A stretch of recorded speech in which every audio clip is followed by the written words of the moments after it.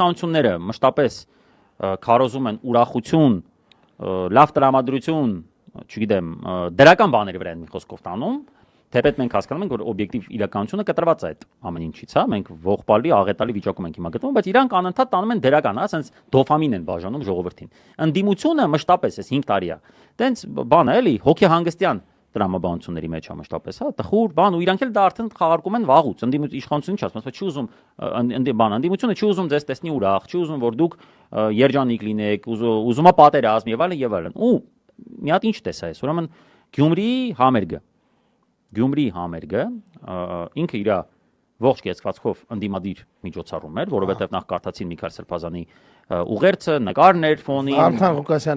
Վարդան Ղուկասյանը երկեց, վարողներից առնվազն մեկ ընդդիմադիր կեցվածք ունեցող էր։ Առաջի դեպքն էր իմ հիշելով, երբ որ ընդդիմությունը արել էր ընդդիմադիր միջոցառում, որը տենց պանիխիդային տրամադրությունների մեջ չէր։